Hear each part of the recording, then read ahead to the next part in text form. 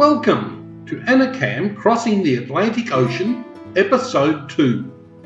This episode, we sail from the Canary Islands to the Caribbean. Apart from our sail down the African coast from Gibraltar to the Canary Islands, this would be our first major blue water passage. This is the track we took from the Canaries over to the Caribbean. Please excuse the squiggles and the wiggles. I will explain those during the video, why we took this track and ended up where we did. After spending 3 nights in the marina in Tenerife to restock our provisions and to fill Annecam with fuel, we set off for the Atlantic crossing with the same crew on board, Sarah, Gordon and myself. This was our track as we left the marina at Santa Cruz and started heading down the east coast of Tenerife. It was mid-afternoon by the time we got our exit stamps in our passports from immigration and our exit papers as we left Tenerife in preparation for our arrival in the Caribbean. Just to set the scene for you, it was a very dirty day. The breeze was building. The air was full of dust from the Sahara Desert. Our visibility was down to just over 1 nautical mile. We could not even see the island of Tenerife and we were sailing less than 2 miles offshore. The good news for us was that we were making some very good boat speed as we sailed around the south end of the Canary Islands.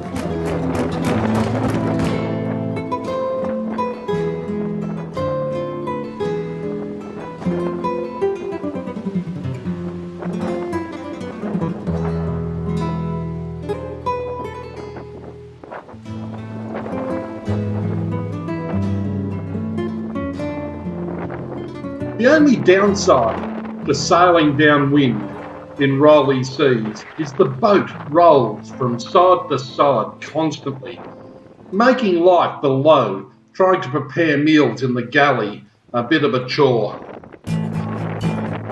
But the upside of these conditions is we got a jump start on the passage. We covered some really good miles in the first few days. Sarah overcame the battle in the galley by using one of the tethers to stay where she wanted to be.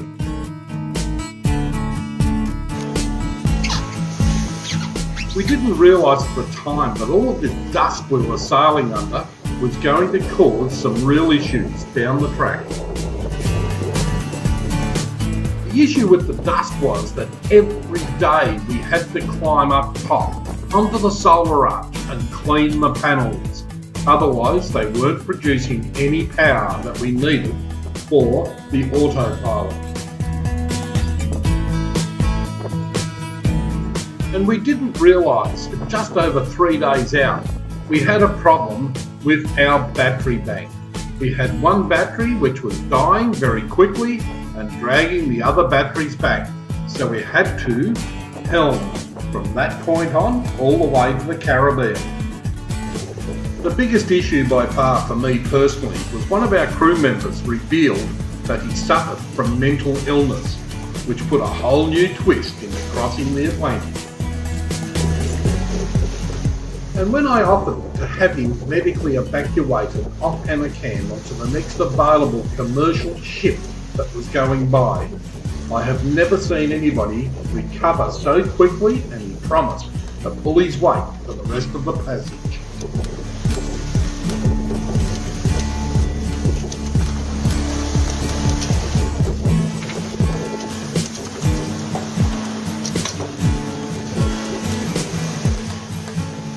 I did make the statement earlier in this video that I would explain the squiggles and the wiggles in our track crossing the Atlantic.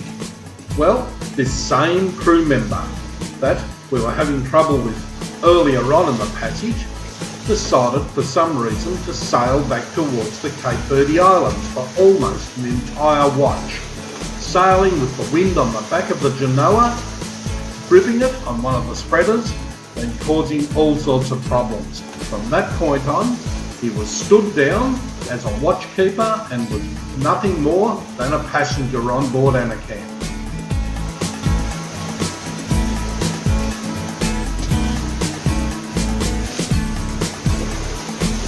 With only 2 of us left for the watches, we changed from 3 on, 6 off to 4 on and 4 off watch.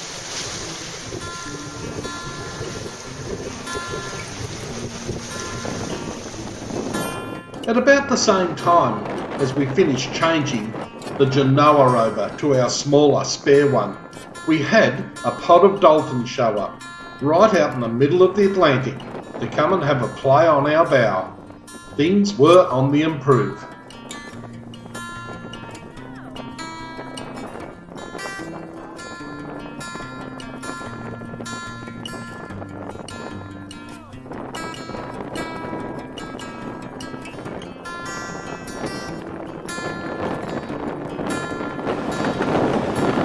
Every time we wanted to break from the helm, we had to start the portable generator just to produce enough power to run the autopilot when we needed a bathroom break or a meal break.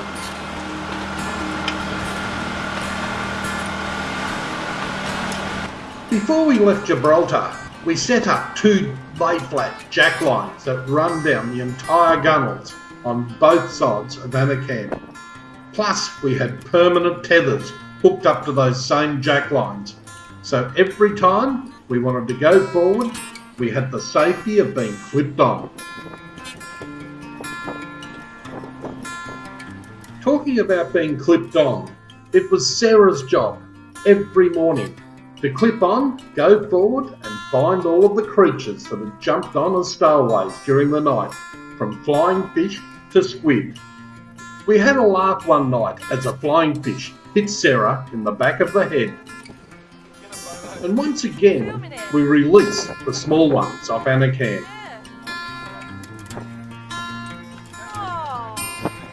And we keep only what we can eat, as Sarah winds in another beautiful mahi-mahi. You grab the camera and I'll give you from there. So you touch that last listing like I said they can do.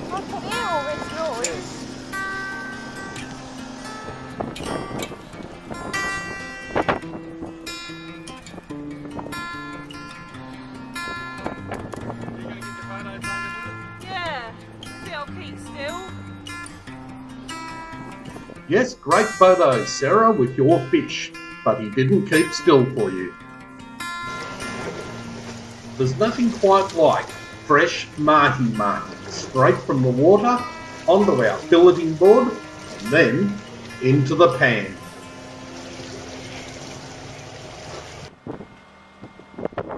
We found the Atlantic Ocean an absolutely amazing place to be. The conditions can go from this to this in a very short space of time.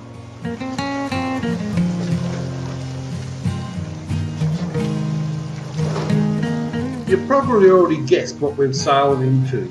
Yes, an Azores high, where there is very little wind, and we had to put up with these conditions for just over 3 days.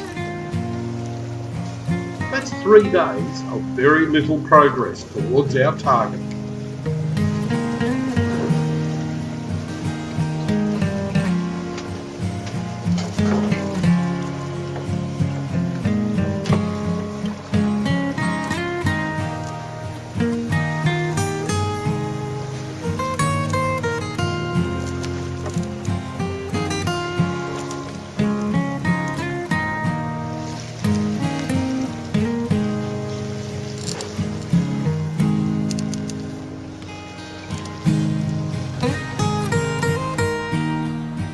And thank heaven for cast iron topsails. We motor sailed for this entire 3 days just to make some headway towards the setting sun each night.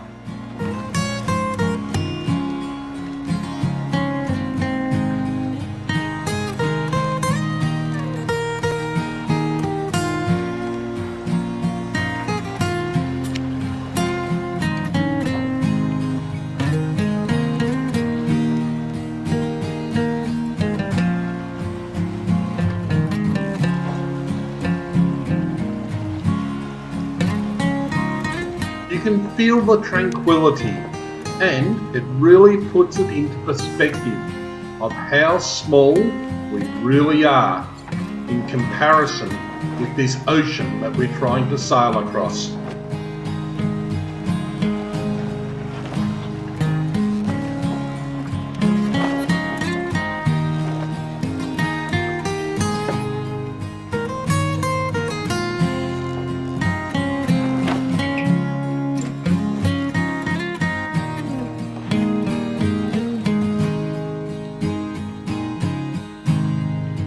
Sunsets are always a spectacular time of the day while you're on passage. They mark the end of another day. Sunsets and sunrises are our favourite times of the day. We never get sick of looking at that sun going down. It also marks the direction we're roughly heading in.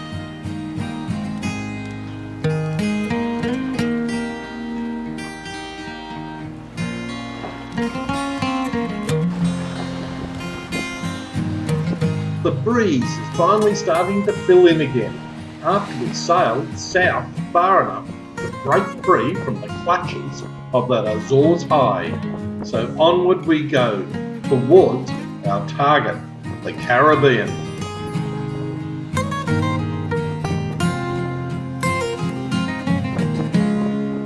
Talk about taking one for the team. Sarah had just helmed through a heavy squall without her foul weather gear on, and she didn't take a backward step. I'll be back. Nice day for a sail. Where's your zoom? The top, That one. yeah.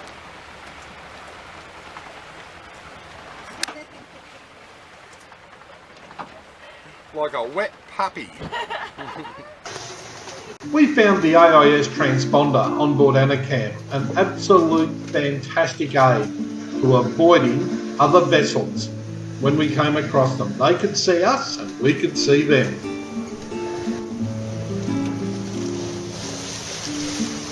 The closer we were getting to the Caribbean, the warmer the weather was becoming. Plus, there was a lot more squalls about.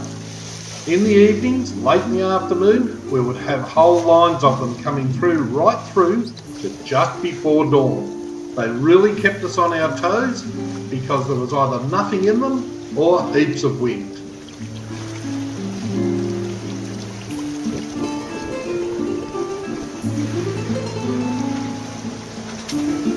Here's the resulting rainbow of one of the squalls just after dawn. The squall ran us over, left us with no wind, hence you can hear the sails flopping.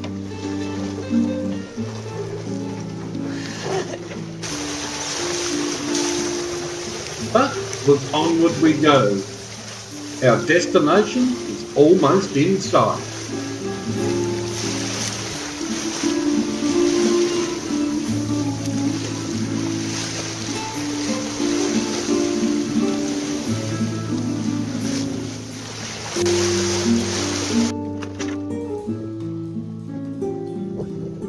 This would be our final sunrise for this passage.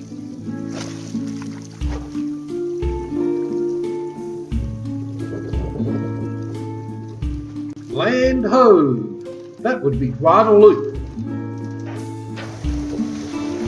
Land ho again. This time it's Antigua.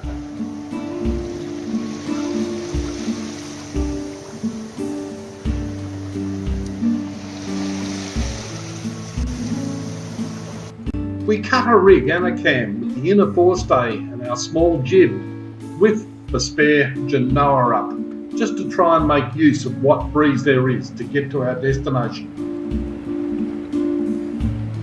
It's amazing when it hits you after being at sea for so long. The pungent smells of land, vegetation and the island all wafting through the air at the same time.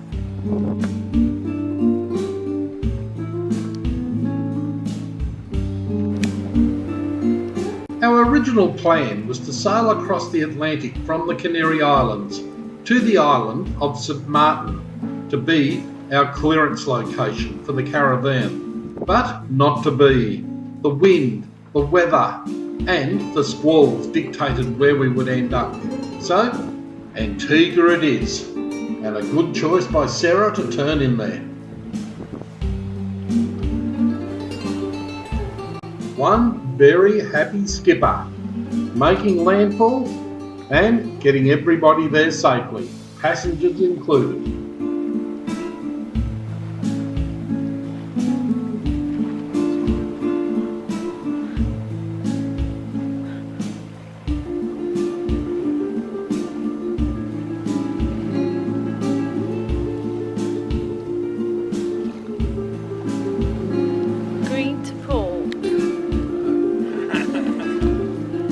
We were just discussing the reversal of the voyage system for this part of the world.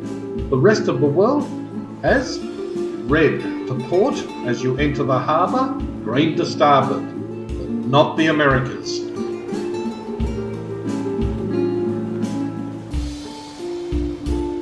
As we approached English Harbour on Antigua, we found ourselves right in the middle of the classic super yacht regatta. Wow, what a welcome for us on Annecam.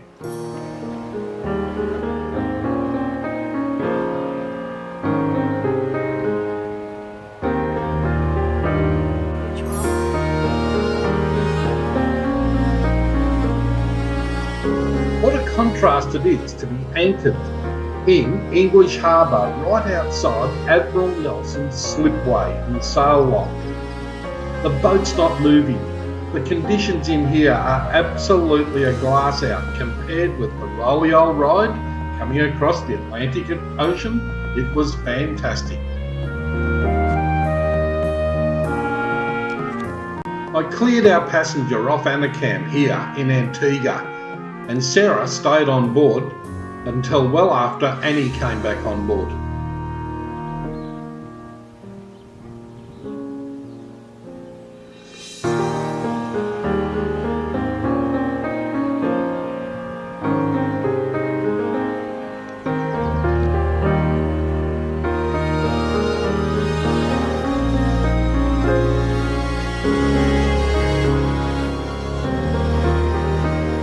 We unloaded our good Genoa here to have it repaired in Admiral Nelson's sail lock, and we put Sarah to work up the mast to replace a halyard which went astray on the passage across the Atlantic.